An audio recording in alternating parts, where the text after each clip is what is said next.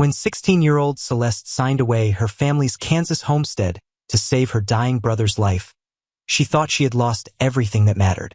But as a mysterious wounded rancher lay dying in her arms, his final wish would either damn them both forever or transform two desperate orphans into the most powerful landowners in 3 counties. What price would you pay to discover that your greatest sacrifice was actually your greatest gift? The crack of splitting would echo across the empty Kansas plains as Celeste's axe bit deep into the old fence post. Sweat dripped from her forehead despite the cool morning air of September 1867. Each swing sent sharp pains through her blistered hands, but she couldn't stop. The fence had to be fixed before the neighbors' cattle wandered onto their land again. "Celeste!" Marcus called from the cabin doorway, his voice weak and scratchy. "I can't find the medicine bottle." Her heart sank like a stone in deep water. The last of their father's cough syrup had run out 2 days ago. She dropped the axe and wiped her dirty hands on her worn brown dress. The fabric had once been her Sunday best, but now it served as work clothes, play clothes, and everything in between. Walking toward the small log cabin their father had built 3 years ago, Celeste studied her younger brother's pale face. Dark circles ringed his green eyes, and his thin shoulders shook with each cough. At 12 years old, Marcus should have been running through the tall grass, chasing rabbits and climbing trees. Instead, he spent most days lying in bed, getting weaker by the hour. "We used the last of it on Tuesday, remember?" she said gently, placing her hand on his warm forehead. His skin felt hot as a summer stone. "But I'll figure something out." Their parents had died in late June when a terrible sickness swept through their small farming community. One by one, families had packed their wagons and headed east toward safer towns. Now only the Wheeler children remained on their 160-acre homestead, trying to survive on what little they had left.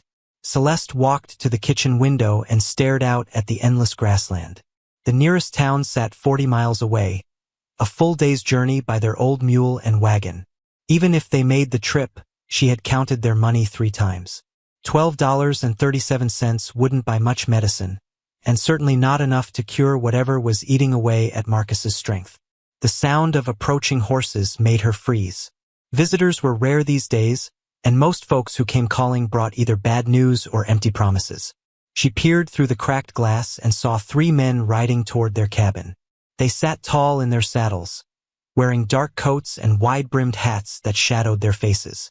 "Marcus, go lie down," she whispered, not wanting the strangers to see how sick he was. The lead rider dismounted near their well, his boots hitting the ground with a heavy thud. He was a thin man with sharp features and cold gray eyes that reminded Celeste of winter ice. The other 2 stayed on their horses, hands resting near the guns on their hips. "Miss Wheeler?" the thin man asked, touching the brim of his hat in a gesture that seemed more mocking than polite. "My name is Crenshaw. I work for Mr. Blackwood down in Wichita." Celeste had heard that name whispered in town, always with fear, never with respect. Blackwood owned businesses, land, and people said he had ways of getting whatever he wanted. "We're not selling," she said quickly, crossing her arms over her chest. Crenshaw smiled, but the expression held no warmth. "Now that's interesting. I haven't even told you why I'm here." He pulled a folded paper from his coat pocket. "Though you're right about one thing, this is about your land." The paper crackled as he unfolded it, revealing official-looking stamps and signatures. "You see, the railroad is coming through these parts. They need a straight line from Kansas City to Denver, and your little farm sits right in the perfect spot." Celeste's mouth went dry. The railroad meant progress, jobs, and money for some people. But for families like hers, it often meant forced sales and broken dreams. "Your father was offered a fair price last spring," Crenshaw continued, walking closer to the cabin. $500 for land that's barely worth $50. But he was stubborn, said he'd never sell the place where his children were born. "This is our home," Celeste said, her voice stronger than she felt inside. "Was your home," Crenshaw corrected. "Dead men don't need houses, and sick boys don't need much of anything for very long." The words hit her like a physical blow.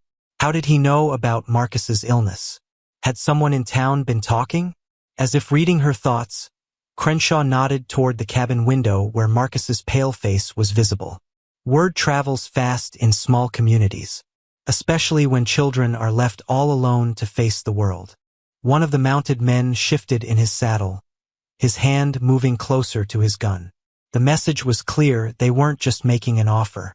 They were making a threat. "We'll give you 48 hours to think it over," Crenshaw said, folding the paper and tucking it back into his coat. "Sign the deed, take the money, and find somewhere else to start fresh. Refuse, and well." He shrugged as if the outcome didn't matter to him. Sometimes sick children don't recover from their illnesses. The three men rode away in a cloud of dust, leaving Celeste standing alone in the yard, with her heart pounding like a drum. She watched until they disappeared over the eastern hill, then ran back into the cabin where Marcus was struggling to sit up in bed. "Who were those men?" he asked between coughs. "They looked mean." Celeste sat on the edge of his bed and took his thin hand in hers. How could she explain that everything their parents had worked for was about to be stolen? How could she tell him that powerful men in faraway cities had decided their little farm was worth more empty than occupied? "Just some business people," she said, trying to keep her voice calm. "Nothing for you to worry about." But Marcus was smarter than his 12 years. He had always been able to see through her attempts to protect him. "They want our land, don't they? Like the men who came to the Morrison place last month." Celeste remembered hearing about the Morrison family. They had owned a small ranch 5 miles north until mysterious accidents started happening. Their well water turned bad, their cattle got sick, and finally their barn caught fire in the middle of the night. Within a week, they had packed up and moved back east, selling their land for almost nothing. "We're not the Morrisons," she said firmly. "We're Wheelers, and Wheelers don't give up without a fight." That evening, as purple shadows stretched across the grassland, Celeste sat at their small kitchen table trying to make sense of their situation. She had spread out all their important papers, the deed to their land, her father's will, and the few dollars they had left. The land deed showed that their father had owned 160 acres free and clear. He had worked for 3 years to pay off the government loan, clearing fields and building their cabin with his own hands. The soil was good for growing corn and wheat, and there was fresh water from the creek that ran along their southern border. But what good was rich soil if they didn't live long enough to plant crops? What use was fresh water if Marcus died from whatever sickness was consuming him from the inside? She picked up her mother's hand mirror and studied her reflection in the flickering lamplight. At 16, she looked older than her years. Hard work and worry had sharpened her features, and her brown hair hung in tangles around her shoulders. Her hands were rough and calloused from chopping wood, hauling water, and trying to keep their small farm running. Marcus coughed again from the bedroom, a wet sound that made her stomach twist with fear. She had watched their parents die from fever just 3 months ago. First her mother had taken to bed with chills and sweating. Then her father had fallen ill while trying to care for his wife. Within 2 weeks, both were buried in the small cemetery behind their cabin. Now the same symptoms were appearing in Marcus, the fever, the cough, the way he grew weaker each day. She had no medicine, no doctor, and no money to pay for either. A sudden gust of wind rattled the cabin windows, and Celeste shivered despite the warmth from their small fireplace. Storm clouds were gathering on the western horizon, dark and heavy with the promise of rain. In the distance, she could hear the lonely howl of a coyote calling to its pack. She walked to Marcus's bedside and felt his forehead again. His fever was getting worse, and his breathing sounded shallow and quick. If she was going to save his life, she needed to make a choice soon. The deed lay on the table like a death sentence, waiting for her signature. $500 would buy medicine, food, and passage to a town with a real doctor. It would give Marcus a chance to live, even if it meant giving up everything their family had built. But signing that paper would also mean letting the bad men win. It would mean that bullies with guns and lawyers could take whatever they wanted from people who couldn't fight back. Her father had died rather than surrender to Crenshaw's threats. Was she stronger than him, or was she just more desperate? Outside, thunder rumbled across the plains like the sound of approaching horses. The storm was coming whether she was ready or not, and she had until tomorrow night to decide which mattered more, the land that held their family's dreams, or the brother who held her heart. Lightning split the black sky as Celeste's trembling hand hovered over the deed, ink from the pen dripping onto the wooden table like tears. The storm had arrived with furious winds that shook their cabin walls and sent rain hammering against the windows. Each thunderclap seemed to echo the pounding of her heart as she struggled with the most important decision of her life.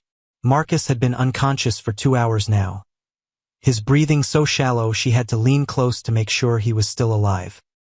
His lips had turned a frightening shade of blue, and his skin felt cold despite the fever burning inside him. Time was running out faster than water through a broken dam. She pressed the pen to paper and slowly wrote her name across the bottom of the deed. Each letter felt like she was carving it into her own gravestone. Celeste Marie Wheeler, the signature that would end her family's claim to the land her father had died protecting. The moment she finished writing, Marcus stirred in his bed. His eyes fluttered open, clearer than they had been in days, and he looked directly at her with an expression that seemed far too wise for a 12-year-old boy. "Did you sign it?" he whispered, his voice barely audible over the storm. Celeste folded the deed quickly, but not quickly enough. Marcus had always been able to read her face like an open book.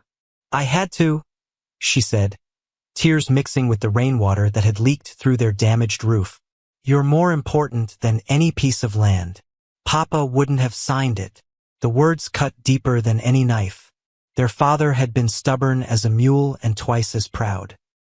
He would have fought Crenshaw's men with his bare hands before giving up their homestead.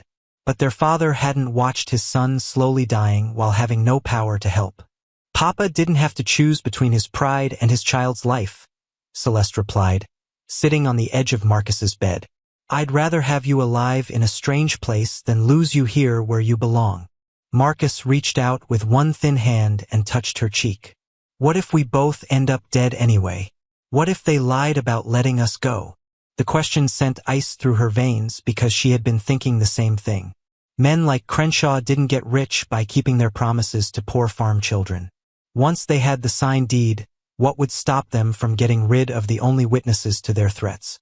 A new sound cut through the storm, horses approaching fast despite the terrible weather. Celeste rushed to the window and peered through the streaming glass. 3 riders were coming up their path, but these weren't Crenshaw's men.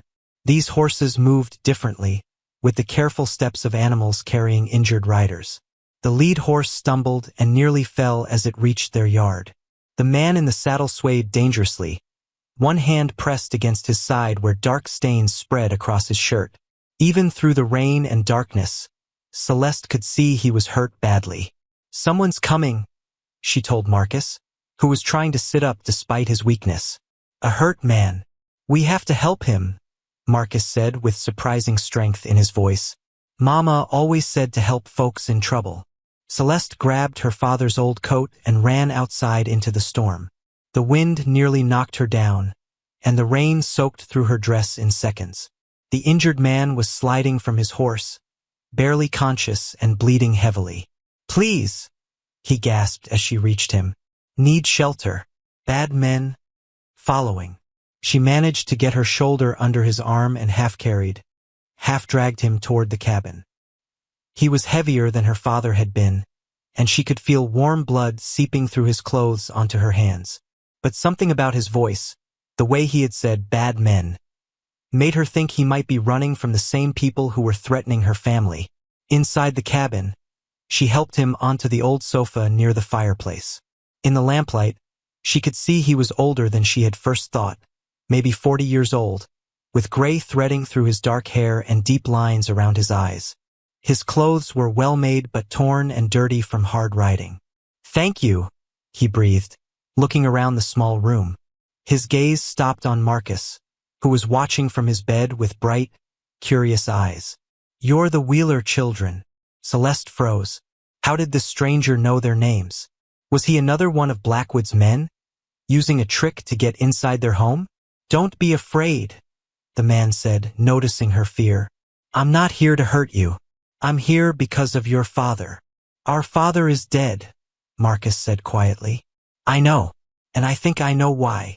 The stranger winced as he shifted position, his hand still pressed against his wounded side. My name is James Hartwell. I own the big ranch about 20 miles south of here. Your father wrote me a letter before he died. Celeste had never heard of James Hartwell, but she had heard of the Hartwell Ranch. Everyone in 3 counties knew about the huge spread of land with thousands of cattle and dozens of workers. If this man was telling the truth, he was one of the richest people in Kansas. What kind of letter? She asked, still suspicious. The kind a man writes when he knows he's in danger, Hartwell replied. The kind that talks about poisoned wells, mysterious fires, and cattle dying from sickness that only affects certain farms. Marcus struggled to sit up straighter. You mean the accidents weren't really accidents? Hartwell's eyes grew hard as winter stone. There are no accidents when Blackwood wants something. Only carefully planned attacks made to look like bad luck. Outside, the storm was getting worse. Thunder crashed overhead like cannon fire, and the wind howled through the trees like angry spirits.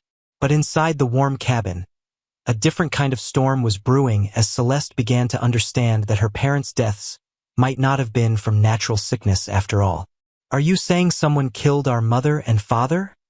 She whispered. Before Hartwell could answer, new sounds reached them through the storm, more horses, multiple riders moving fast despite the dangerous weather. These weren't injured travelers seeking shelter. These were hunters tracking their prey. They found me, Hartwell said, trying to stand despite his wounds. I'm sorry. I've brought trouble to your door. But Celeste was already moving, grabbing her father's hunting rifle from above the fireplace. She had never shot at a person before, but she had hunted rabbits and deer enough times to know how to use the weapon. You helped us by telling the truth about our parents, she said, checking to make sure the rifle was loaded. Now we'll help you. The sound of splintering would echo through the cabin as someone kicked in their front door, sending it crashing against the wall with a bang that made Marcus jump in his bed.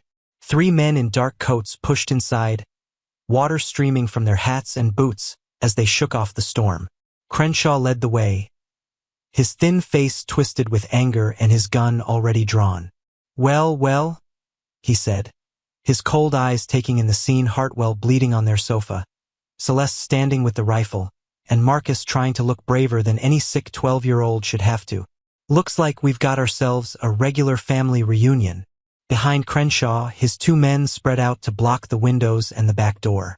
They moved like wolves surrounding prey, cutting off every escape route with practiced efficiency. The cabin suddenly felt very small and very dangerous. You're trespassing, Celeste said, raising the rifle to her shoulder the way her father had taught her. Her hands shook, but her voice stayed steady. Get out of our house. Crenshaw laughed, a sound like breaking glass. Your house? Child, you signed this place over to Mr. Blackwood not 2 hours ago. He pulled the deed from his coat, the ink still wet from where she had written her name. This cabin belongs to us now, and so does everything in it. Including witnesses who've seen too much, added one of his men, a heavy-set man with scars across his knuckles.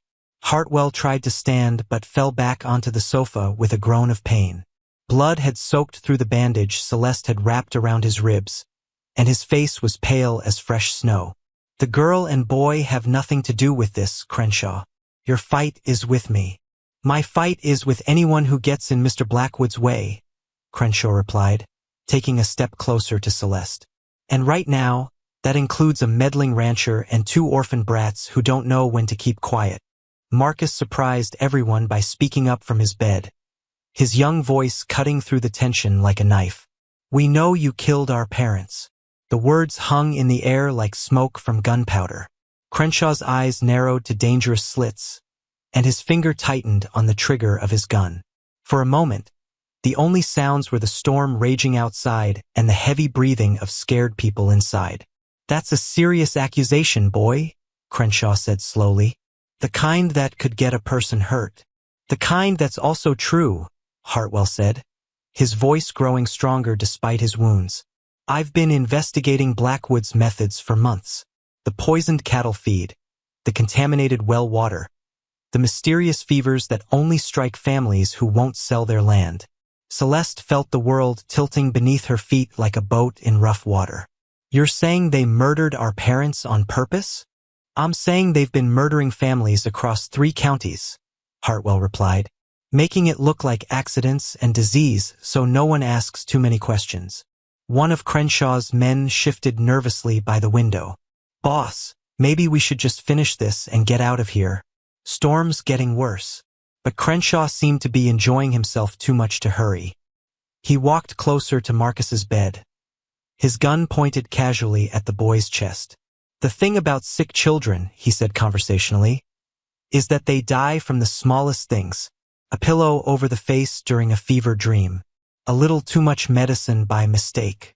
Tragic accidents that break a sister's heart. Don't you touch him, Celeste snarled, swinging the rifle toward Crenshaw. Or what? You'll shoot me? Crenshaw smiled coldly. Little girls don't have the stomach for killing, even when they're protecting their baby brothers. He was wrong. In that moment, looking at Marcus's pale face and thinking about her parents' slow, painful deaths, Celeste discovered she had more stomach for violence than she had ever imagined. Her finger found the trigger, and she took careful aim at Crenshaw's chest. But before she could fire, new sounds reached them from outside. More horses.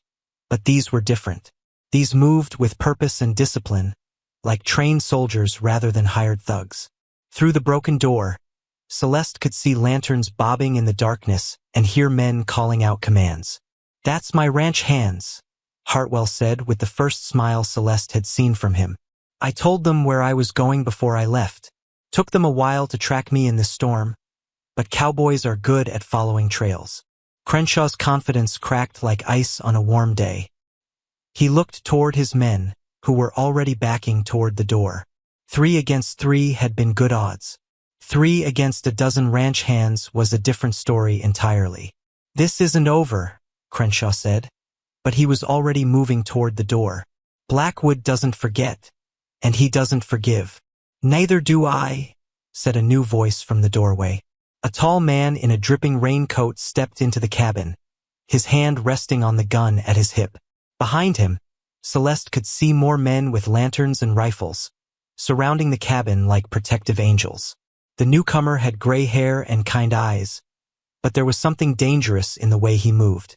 Jake Morrison, foreman of the Hartwell Ranch, he said to Crenshaw. You boys need to leave. Now. For a moment it looked like Crenshaw might try to fight his way out. His hand twitched toward his gun, and his men tensed like springs ready to snap. But then lightning flashed outside, illuminating the faces of Morrison's men, and Crenshaw seemed to realize he was outnumbered and outgunned. We'll be back, he said, backing toward the door. Count on it. We'll be ready, Morrison replied calmly. As the 3 men disappeared into the storm, Celeste finally lowered her rifle. Her arms ached from holding it steady, and she realized she was shaking all over. She had come within seconds of shooting a man, and part of her wished she had pulled the trigger. Morrison knelt beside Hartwell, examining his wounds with the practiced eye of someone who had seen plenty of injuries. How bad is it, boss?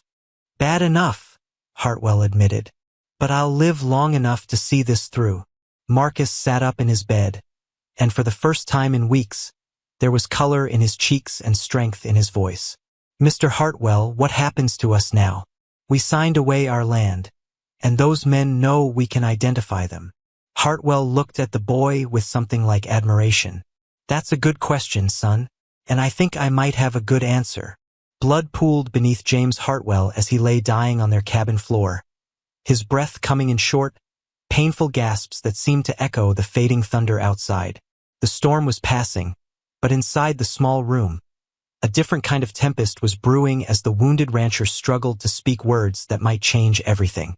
Get me my saddlebags, he whispered to Morrison, who knelt beside him with tears streaming down his weathered face. There's something the children need to see. Celeste pressed a clean cloth against the worst of Hartwell's wounds, but she could feel his life slipping away like water through her fingers. The ride through the storm had reopened his injuries, and too much blood had been lost. Even Marcus, sitting up in his bed with newfound strength, could see that their unexpected savior wouldn't survive another hour. Morrison returned with the leather saddlebags, his hands shaking as he opened them. Inside were official-looking documents, maps marked with red ink, and a thick envelope sealed with wax. But what caught everyone's attention was a small wooden box that seemed too precious for a cowboy's gear. "Open it," Hartwell breathed, his eyes fixed on Celeste with an intensity that made her heart race. Inside the box lay a silver locket on a delicate chain, obviously made for a woman. Engraved on its surface were the initials MH and a date from 20 years ago. When Celeste opened it, she found a tiny photograph of a beautiful young woman with kind eyes and a gentle smile. "My wife, Margaret," Hartwell said, his voice growing weaker with each word. "She died giving birth to our first child. The baby didn't survive either." Marcus struggled to understand. "But what does that have to do with us?" Hartwell's eyes moved between the two children, and something like peace crossed his pain-filled face. 20 years I've run that ranch alone. 20 years I've wondered what kind of father I would have been, what kind of children Margaret and I might have raised together." Morrison pulled out the sealed envelope and held it where Hartwell could see it. The wax bore the official stamp of a lawyer's office, and across the front was written, "Last Will and Testament of James Edward Hartwell." "I had this drawn up last month," Hartwell explained, each word an effort. "When I started investigating Blackwood's crimes, I knew I might not survive. A man needs to know his life's work will continue after he's gone." Celeste felt something cold settle in her stomach. "What are you saying?" "I'm saying—" Hartwell paused for a long, shuddering breath. "I'm saying I want to leave my ranch to you and Marcus. All of it. The land, the cattle, the buildings, everything." The words hit the cabin like another lightning strike. Morrison's eyes went wide with shock, while Marcus nearly fell out of his bed, trying to process what he had just heard. Celeste could only stare at the dying man, wondering if the blood loss had affected his mind. "You don't even know us," she whispered. "We're just poor farm children." "You're the kind of people this country needs," Hartwell replied with surprising strength. "You chose love over safety, sacrifice over selfishness. You faced down armed men to protect each other and a stranger." His gaze moved to Marcus. "And you, boy, you've got the courage to speak truth even when it's dangerous." Morrison carefully broke the wax seal and unfolded the will. His lips moved as he read silently, and his expression grew more amazed with each line. "Boss, this is really what you want?" "It's what Margaret would have wanted," Hartwell said. "She always believed children should inherit a better world than the one their parents lived in." Outside, the storm clouds were breaking apart, allowing moonlight to stream through the cabin windows. But inside, the weight of Hartwell's offer pressed down on them like a physical thing. The Hartwell Ranch was worth more money than Celeste could imagine: thousands of cattle, hundreds of acres of prime grazing land, and a house bigger than their entire cabin. "There's more," Hartwell continued, his voice growing fainter. "In my desk at the main house, there's evidence about Blackwood's crimes.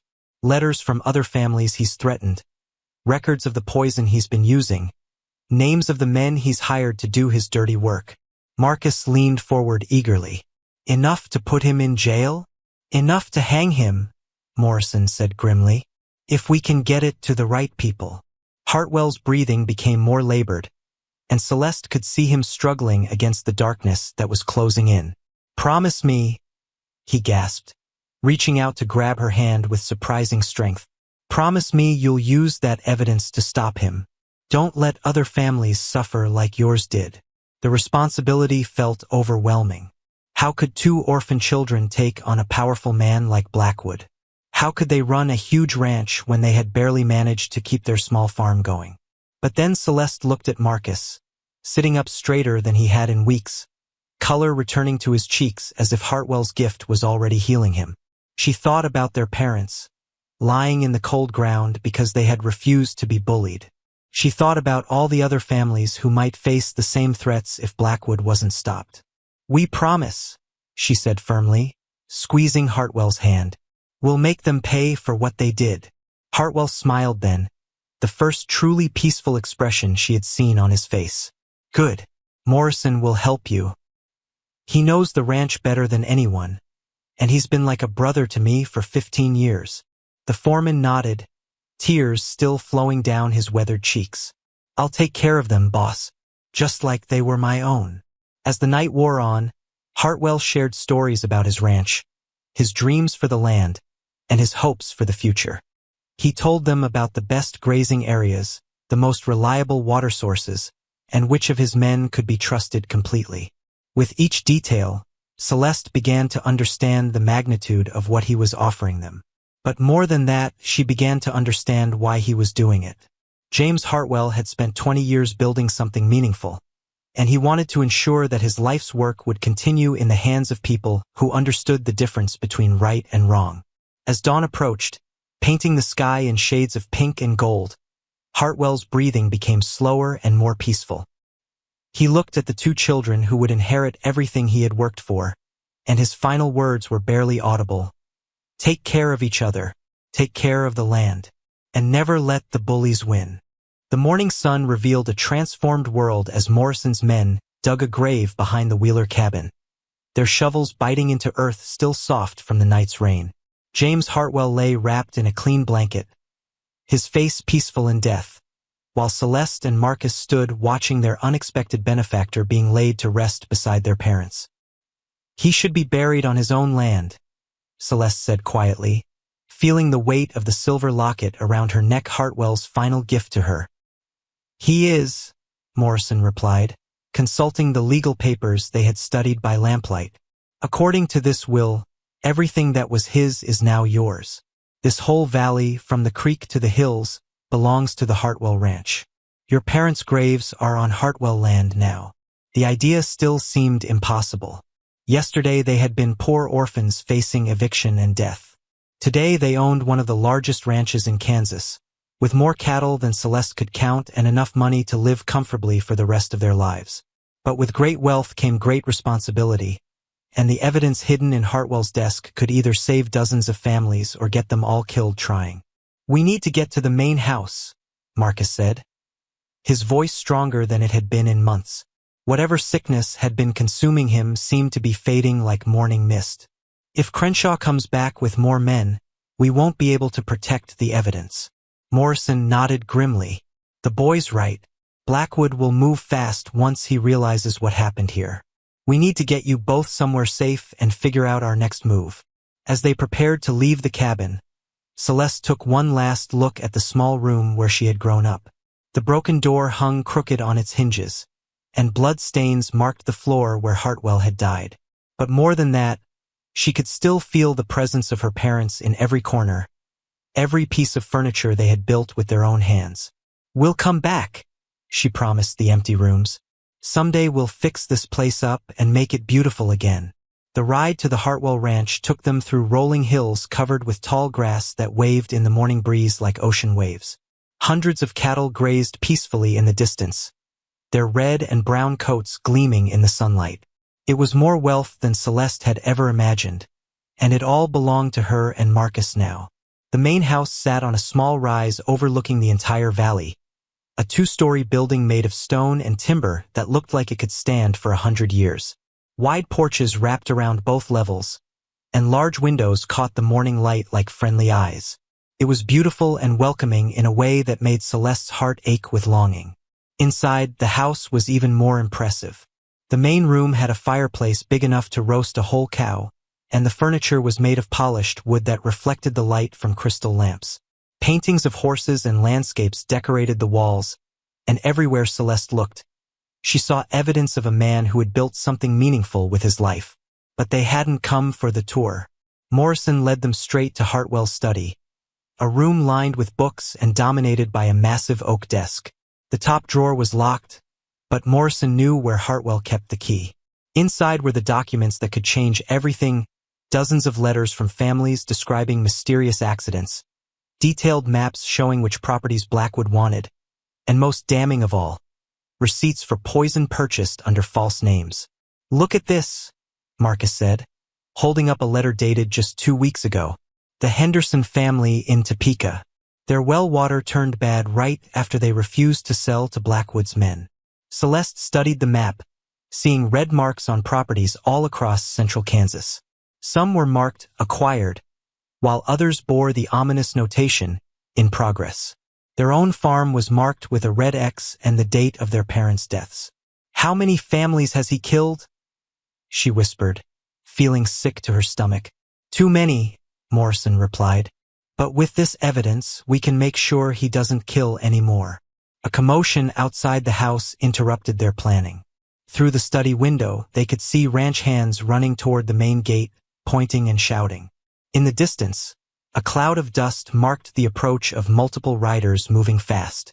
"How many?" Morrison called to one of his men. "Looks like 20 or more, boss. They're flying Blackwood's colors." Morrison's face went pale. "He's brought an army. Must have gathered every gunman he could hire between here and Wichita." Celeste felt fear crawl up her spine like a cold snake. 20 armed men against Morrison's dozen cowboys was impossible odds. Even worse, if Blackwood captured them, the evidence would disappear and his crimes would continue unchecked. "There's a back trail through the hills," Morrison said quickly, gathering up the most important documents. "If we ride hard, we can reach Dodge City before they catch us. The sheriff there is honest. He'll listen to what we have to say." But Marcus was staring out the window with a strange expression on his face. "What if we don't run?" he said quietly. "Are you crazy?" Celeste demanded. "We can't fight 20 men." "We don't have to fight them," Marcus replied, his young face showing wisdom beyond his years. "We just have to outsmart them." He pointed to the massive stone fireplace in the main room. "Mr. Hartwell built this house to last. These walls are thick enough to stop bullets, and there's only one way in through the front door. If we can hold them off long enough, maybe help will come." Morrison looked skeptical. "What kind of help?" Marcus smiled, and for the first time since their parents died, Celeste saw their father's stubborn determination in her brother's eyes. "The kind that comes when good people hear that bad people are trying to hurt children." Outside, the sound of approaching horses grew louder, and Celeste realized they were out of time for planning. Whatever they were going to do, it had to happen now. She looked around the beautiful house that was now her home, at the evidence that could save so many families, and at her brother who seemed to have found his courage along with his health. James Hartwell had given them more than land and cattle. He had given them a chance to make a difference in the world. "All right," she said, picking up her father's rifle and checking to make sure it was loaded. "Let's see what the Wheeler children can do when they're fighting on their own land." Gunfire exploded across the peaceful morning as Blackwood's hired killers charged toward the main house, their war cries echoing off the stone walls like demons from hell. Celeste ducked below the windowsill as bullets shattered the glass above her head, sending crystal fragments raining down on the polished wooden floor of what had been James Hartwell's peaceful study just minutes before. "Stay low," Morrison shouted from his position near the front door, his rifle already smoking from his first shots. "They're trying to surround us." Through the broken window, Celeste could see at least 15 men spreading out across the ranch yard, using the barn and storage buildings for cover as they moved closer to the house. Their leader was easy to spot, a massive man with a black beard who rode a coal dark horse and carried 2 guns like he knew how to use them. "That's Dutch Carver," Morrison said grimly when he caught sight of the bearded giant. "Blackwood's brought in professional killers from as far as Texas. This isn't just about your land anymore. It's about silencing everyone who knows the truth." Marcus had positioned himself at a window on the other side of the room, his father's old hunting rifle steady in his small hands despite the chaos erupting around them. For a boy who had been near death just hours ago, he showed remarkable calm under fire. 8 men moving toward the back of the house," he reported, his voice clear and strong. "They're trying to get to the kitchen door." "Can't let them get inside," Morrison muttered, reloading his weapon with practiced speed. "Once they breach the house, we're finished." The sound of splintering would came from the rear of the building as someone began attacking the kitchen door with an axe. Each blow sent vibrations through the stone walls, and Celeste realized their fortress wasn't as impregnable as they had hoped. "We need more men," she said, firing through her window at a gunman who was getting too close to the front porch. "There are too many of them." "Help might be coming," Marcus said with surprising confidence. I sent Tommy Rodriguez to town before dawn with a message for Sheriff Caldwell. Celeste stared at her brother in amazement. When did you do that? While you were helping Morrison with the horses. Tommy's the fastest rider on the ranch, and his family has reason to hate Blackwood too. Marcus fired another shot, and one of the attackers stumbled backward. The Rodriguez place was burned out last month when they wouldn't sell. Morrison grinned despite their desperate situation. That boy's got more sense than most grown men. Tommy will get through. He knows every trail between here and Dodge City. But help was still hours away, and their attackers were getting bolder by the minute. Dutch Carver had dismounted and was directing his men like a general commanding troops, sending some to attack the kitchen while others laid down covering fire to keep the defenders pinned at their windows. They're bringing up something heavy? Marcus warned, pointing toward the barn where several men were dragging what looked like a small cannon. Celeste's heart sank. The house's stone walls might stop rifle bullets, but they wouldn't survive cannon fire. How long do we have? Not long enough, Morrison admitted. That's a mountain howitzer probably stolen from an army supply train. 1 or 2 shots from that thing, and they'll blow a hole big enough to drive a wagon through. The sound of the kitchen door finally giving way echoed through the house, followed by the thunder of boots on wooden floors. Shouts and gunfire erupted from the back of the building as Morrison's remaining men tried to stop the invaders from reaching the main rooms. We have to fall back, Morrison said, grabbing the most important documents from Hartwell's desk. There's a root cellar beneath the pantry, stone walls 3 feet thick. We can make our last stand there. But as they prepared to retreat deeper into the house, a new sound reached them through the chaos, the distant blast of a horn, carried on the morning wind like a call to arms. Then another horn answered from a different direction, and another from somewhere beyond the hills. Marcus's face lit up with hope. That's not just Sheriff Caldwell coming. That's half the county. Through her window, Celeste could see confusion spreading among Blackwood's men as they heard the horn calls too. Dutch Carver was shouting orders, trying to reorganize his scattered forces, but several of his hired guns were already looking toward their horses with the nervous expressions of men who suddenly realized they might be outnumbered. The horn calls are a signal system the ranchers set up last year, Morrison explained, his own hope beginning to show. When one ranch is attacked, the others come running. Looks like word of Hartwell's death has spread faster than we thought. The mountain howitzer boomed like thunder, and part of the front wall exploded inward, filling the study with dust and rubble. But even as Blackwood's men cheered their success, the sound of approaching riders grew louder from multiple directions. Over the eastern hills came Sheriff Caldwell with a posse of 20 men, their badges glinting in the sunlight. From the south appeared the Barty Ranch crew, led by old Samuel Tucker himself despite his 70 years. And from the west charged the Rodriguez family with their cousins and neighbors, riding like avenging angels to settle old scores. Looks like the cavalry has arrived, Morrison said with satisfaction, rising to fire through the hole in the wall. Now let's see how brave these hired killers are when they're facing honest men instead of helpless children. Dutch Carver realized his situation had changed dramatically. Instead of attacking an isolated ranch house with superior numbers, he now faced a converging force of lawmen, ranchers, and angry farmers who had come to settle accounts with Blackwood's organization once and for all. Pull back, he roared to his men. To the horses. But Sheriff Caldwell's posse had positioned themselves to cut off the escape routes, and the other groups were closing in fast. Several of Blackwood's hired guns threw down their weapons and raised their hands rather than face a hopeless fight. Through the smoke and confusion, Celeste caught sight of a familiar figure among the sheriff's men. A thin man in an expensive suit who could only be Blackwood himself. He sat his horse like a king surveying his domain, apparently confident that money and influence would protect him even now. There he is, she said, pointing toward the well-dressed man. That's Blackwood. Morrison's eyes hardened like steel. Time to serve some justice. The battle was turning into a rout as more of Blackwood's men surrendered or fled. But Blackwood himself seemed in no hurry to leave, as if he still believed his wealth and connections made him untouchable. That confidence proved to be his downfall. As he sat calmly in his saddle, apparently giving orders to his remaining loyal men, Sheriff Caldwell rode up behind him with a pair of iron shackles. "Mr. Blackwood," the sheriff said in a voice that carried across the entire ranch yard, "you're under arrest for murder, conspiracy, and a whole list of other crimes that'll keep you busy in court for the next year." Blackwood's composure finally cracked. "You can't arrest me. I have connections in the territorial government, friends in Washington. I'll have your badge before sunset."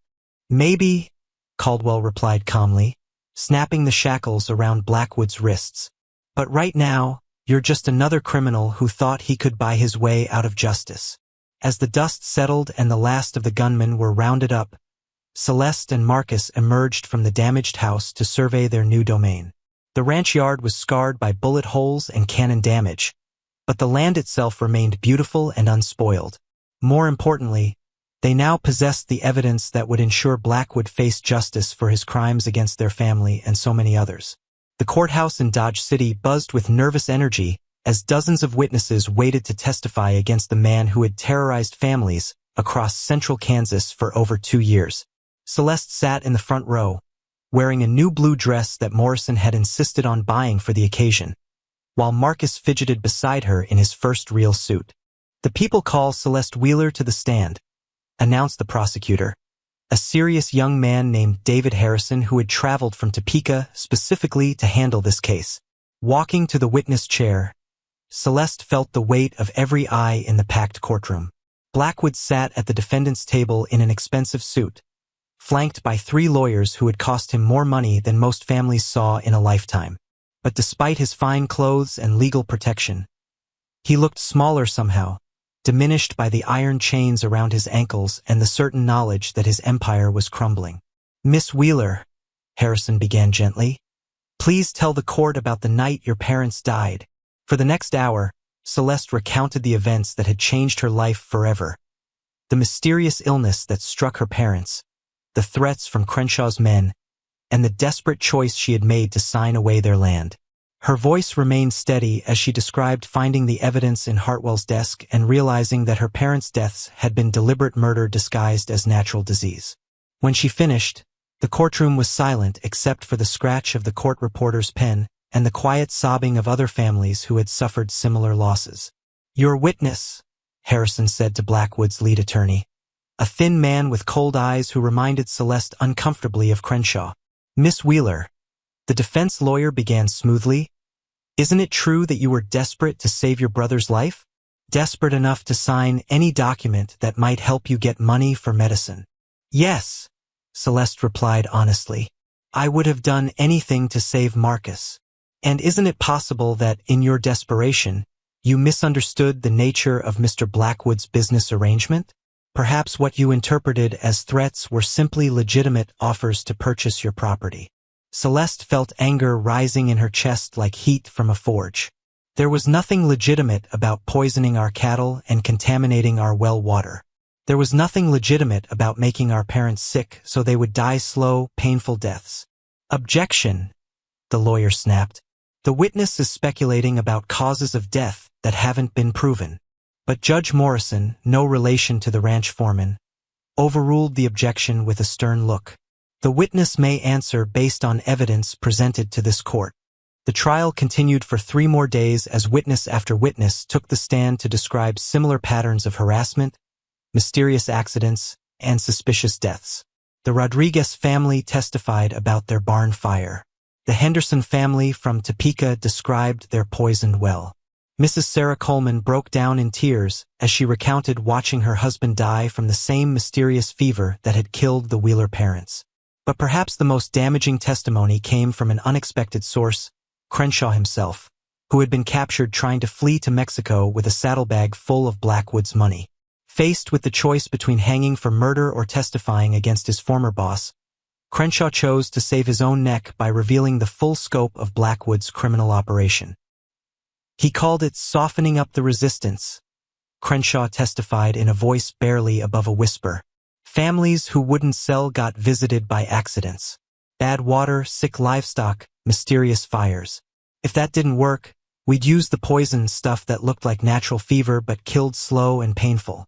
And if the family still refused to sell? Harrison pressed. Crenshaw's hands shook as he answered. Then they joined their livestock in the ground. The courtroom erupted in angry shouts from the gallery, where family members of Blackwood's victims had gathered to see justice done. Judge Morrison had to bang his gavel repeatedly to restore order. On the witness stand, Crenshaw looked like a broken man. The confident gunfighter who had threatened Celeste and Marcus was gone, replaced by someone who knew he would spend the rest of his life in prison if he was lucky enough to avoid the hangman's noose. How many families? Harrison asked quietly. I lost count after 20, Crenshaw admitted. Blackwood kept detailed records in his safe. Names, dates, methods used. He was proud of his efficiency. When the prosecution rested its case, Blackwood's lawyers attempted a desperate defense based on claims that their client had been framed by business rivals and that the witnesses were lying for financial gain.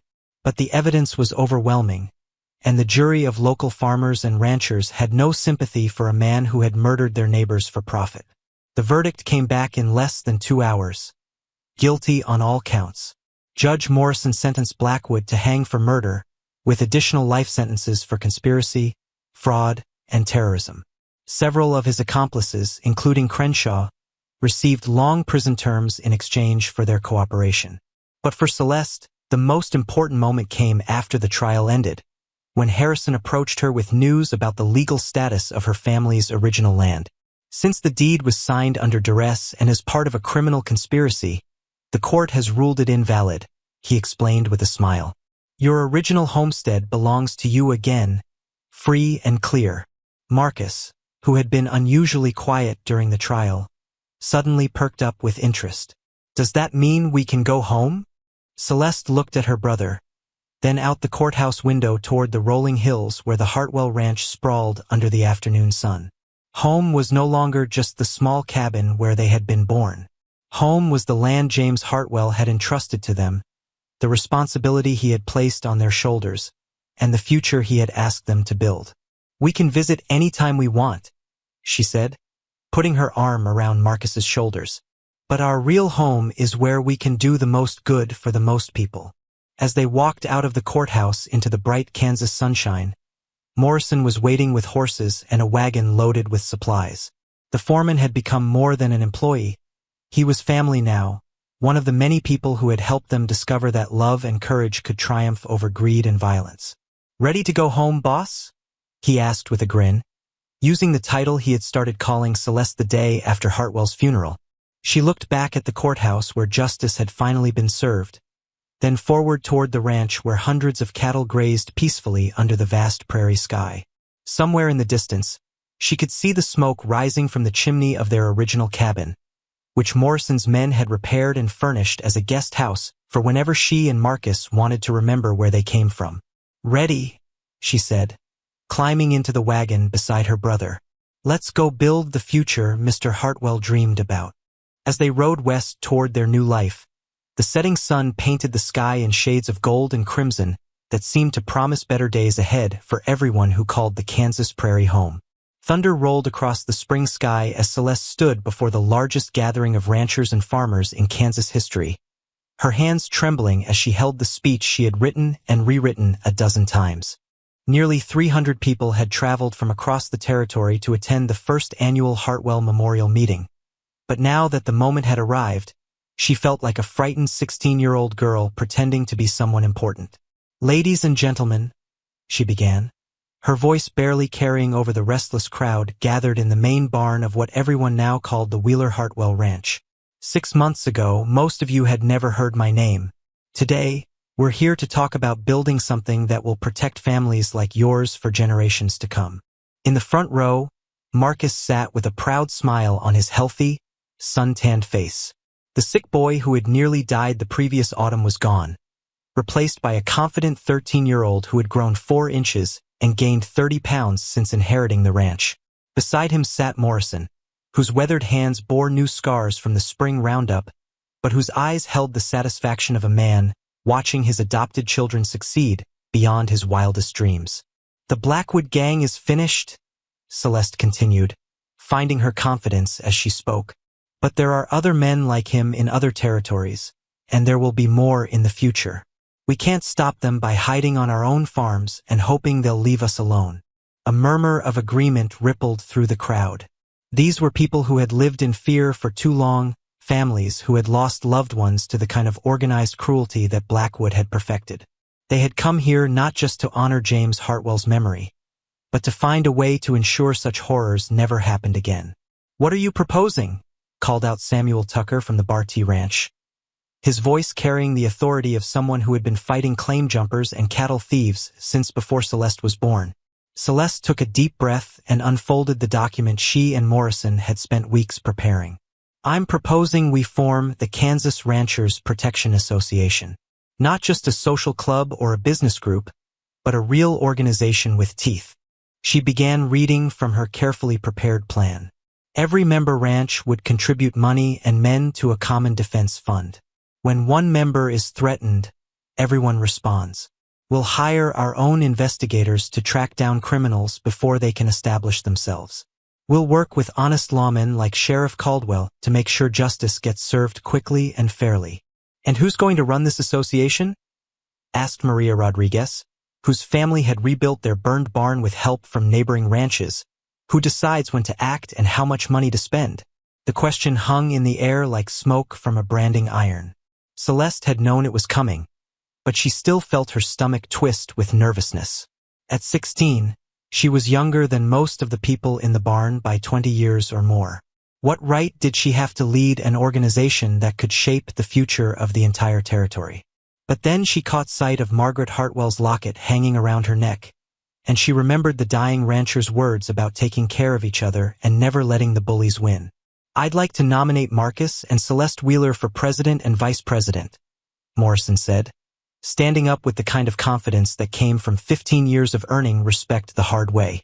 "They've already proven they can stand up to men twice their size and 3 times their meanness." "They're just children," protested John Hawkins from the Flying H Ranch. "Running a protection association takes experience with money, politics, and dealing with dangerous people." "So does running the biggest ranch in 3 counties," replied Sarah Coleman, the widow whose husband had died from Blackwood's poison. "And they've been doing that just fine for 6 months. The debate that followed was passionate but respectful, with families sharing their concerns about putting so much responsibility on such young shoulders. But as person after person stood up to tell stories about how Celeste and Marcus had helped them during the difficult winter months, sharing cattle feed when supplies ran low, sending ranch hands to help with repairs, opening their doors to families who had nowhere else to turn, a consensus began to emerge.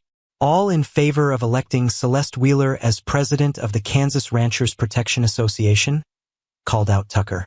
Hands rose throughout the barn slowly at first, then with gathering momentum until nearly every person in the building was showing their support. Celeste felt tears sting her eyes as she realized these hard-working people were willing to trust her with their safety and their futures. And all in favor of Marcus Wheeler as vice president? Another sea of hands, accompanied by cheers and applause that echoed off the barn rafters like thunder. Marcus stood and waved, his young face glowing with pride and determination. But the celebration was interrupted by the sound of rapidly approaching horses. Through the open barn doors, everyone could see a lone rider pushing his mount at dangerous speed across the prairie, dust streaming behind him like a war banner. "That's Tommy Rodriguez," Morrison said, recognizing the young man's distinctive riding style. "He's supposed to be watching the north pasture." Tommy burst into the barn, his horse lathered with sweat and his own face pale with exhaustion. "Miss Celeste, we got big trouble coming." The crowd fell silent as Tommy struggled to catch his breath. 3 wagons full of armed men, maybe 40 or 50 guns total. They're flying Colorado Territory flags, but they don't look like any soldiers I ever seen. Celeste felt ice form in her stomach. How far out? Maybe 2 hours if they keep moving at their current pace. But they stopped at the Morrison place to water their horses, and old Pete said they were asking questions about you and Marcus. The implications hit everyone in the barn at the same time. Word of Blackwood's defeat and the Wheeler children's newfound wealth had apparently spread beyond Kansas, attracting the attention of other criminal organizations who thought 2 young ranch owners might be easy targets. "This is our first test," Celeste said, her voice carrying clearly through the suddenly tense barn. 40 men against 300. Those are pretty good odds. But Samuel Tucker shook his grizzled head. "Not everyone here is a fighter, Missy. We got women and children, older folks who came for a peaceful meeting. We can't ask them to face down professional killers." "We don't have to," Marcus said, stepping forward with surprising authority. "But we can't run away either, or every outlaw gang between here and California will think we're easy pickings." Morrison nodded approvingly. "The boy's right. If we back down now, we'll be fighting the same battle over and over again." Celeste looked around the barn at the faces of people who had chosen to trust her leadership just minutes before. Some showed fear, others determination, but all of them were looking to her for guidance in the first real crisis of her presidency. "Anyone who wants to leave can go now with no hard feelings," she announced. "Take your families somewhere safe and wait for this to blow over. But anyone who stays is going to help us send a message that Kansas families don't bow down to bullies." To her amazement, less than a dozen people chose to leave. The rest began organizing themselves with the efficiency of people who had faced danger before and survived. Men checked their weapons while women gathered supplies and ammunition. Children were sent to secure hiding places while older teenagers prepared to serve as messengers and lookouts. As the barn transformed into a military command center, Celeste felt the weight of leadership settling on her shoulders like a heavy cloak. 6 months ago, she had been a desperate girl trying to save her brother's life. Now she was responsible for the safety of hundreds of people who were counting on her to make the right decisions. But along with the weight came a sense of purpose that made her stand straighter and think clearer. James Hartwell had chosen her for this moment, had seen something in her that she was only now beginning to understand herself. The morning sun cast long shadows across the ranch yard as 47 armed men in dusty clothes rode into view, their weapons glinting like promises of violence in the golden light. Their leader was a massive man with a braided black beard who sat his horse like a king surveying territory he intended to conquer, while his followers spread out in a loose formation that suggested military training despite their civilian appearance. Celeste stood on the front porch of the main house, flanked by Morrison and Marcus, trying to project more confidence than she felt. Behind the windows and around the corners of buildings, nearly 200 ranch hands, farmers, and determined neighbors waited with loaded rifles. But the sight of so many professional fighters was enough to make anyone's hands shake. "You must be the famous Wheeler children," the bearded leader called out, his voice carrying a slight accent that suggested origins in the Deep South. "I'm Captain Wade Garrison, late of the Confederate Army and currently representing certain business interests from Colorado Territory." "This is private property," Celeste replied, her voice steady despite the hammering of her heart. "You and your men need to turn around and ride out." Garrison laughed, a sound like gravel sliding down a metal chute. "Oh, we'll be leaving soon enough, little girl, but not empty-handed." He gestured toward his men, who began dismounting and taking positions that would give them clear shots at the house. "You see, word has traveled about your recent good fortune, inheriting the biggest ranch in Kansas, winning a fat settlement from Blackwood's estate, becoming quite the little cattle baroness." Marcus stepped forward, his young voice carrying surprising authority. "We earned everything we have by standing up to bullies, just like we're going to stand up to you." "Brave words from a boy who's never seen real combat," Garrison replied. "But bravery without experience just gets people killed faster." From his position behind a water trough, Tommy Rodriguez called out a warning. "Miss Celeste, more riders coming from the east." Celeste's heart sank as she saw another group of mounted men approaching across the prairie. If Garrison had brought reinforcements, their carefully planned defense would collapse under overwhelming numbers. But as the new riders drew closer, she began to make out familiar faces. Sheriff Caldwell led the group, his badge catching the sunlight, while behind him rode deputies from 3 different counties and a dozen men wearing the blue uniforms of territorial marshals.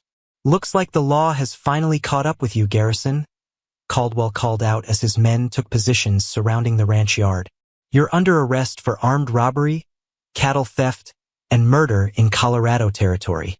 Garrison's confident expression flickered for the first time. You have no jurisdiction here, Sheriff. This is Kansas, not Colorado. These gentlemen would disagree, Caldwell replied, nodding toward the territorial marshals. Seems there's federal warrants out for you and most of your men. Something about robbing army supply trains and selling weapons to hostile Indian tribes. The standoff stretched taut as a bowstring, with Garrison's men looking nervously between their leader and the growing number of lawmen surrounding them. Several of the outlaws began edging toward their horses, clearly calculating their chances of fighting their way out versus the certainty of hanging if they were captured. But it was Marcus who broke the tension in a way no one expected. Walking calmly down the porch steps, the 13-year-old approached Garrison's horse with the fearless confidence of someone who had faced death and survived. Mr. Garrison, he said politely, you made a mistake coming here, not just because you're outnumbered, but because you don't understand what this place represents. Garrison stared down at the boy, clearly confused by this unexpected development. And what does it represent, child? Hope, Marcus replied simply. Hope that families can build something good without fear of having it stolen. Hope that children can grow up safe and strong. Hope that good people can work together to protect each other from men like you. Around the ranch yard, Celeste could see the effect of her brother's words on both friends and enemies. The defenders stood straighter, their weapons steadier, while several of Garrison's men looked uncomfortable with their leader's plan to rob children and terrorize families. You can kill us, Marcus continued, his young voice carrying clearly in the morning air. You can burn down our buildings and steal our cattle. But you can't kill hope. And you can't stop other people from standing up to bullies just because they saw us do it first. Garrison's hand moved toward his gun. But before he could draw, one of his own men spoke up from the back of the group. Captain, maybe we should just ride on. These folks ain't hurt nobody, and there's easier pickings elsewhere. Yeah, agreed another outlaw. I signed on to rob banks and rustle cattle, not to murder children in front of their neighbors. Celeste watched with amazement as doubt spread through Garrison's ranks like wildfire. These weren't faceless monsters. They were men with consciences, and Marcus had found a way to reach the humanity that still existed in some of them. But Garrison himself seemed immune to appeals to his better nature. Drawing his gun with a snarl of rage, he pointed it directly at Marcus's chest. Enough talk. The boy dies first, then the girl, then anyone else who wants to play hero. The shot that rang out echoed across the prairie like thunder, but it wasn't Garrison who fired. Sheriff Caldwell's rifle spoke first, and the outlaw leader tumbled from his horse to lie still in the dusty ranch yard.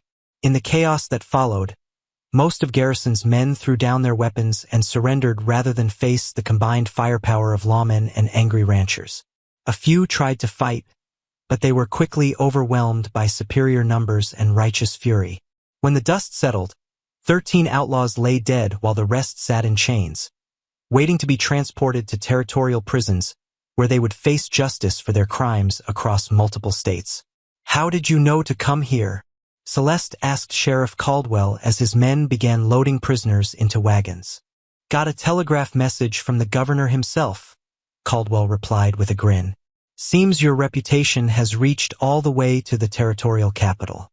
The governor said Kansas needs to protect its most valuable citizens, the ones who stand up for what's right.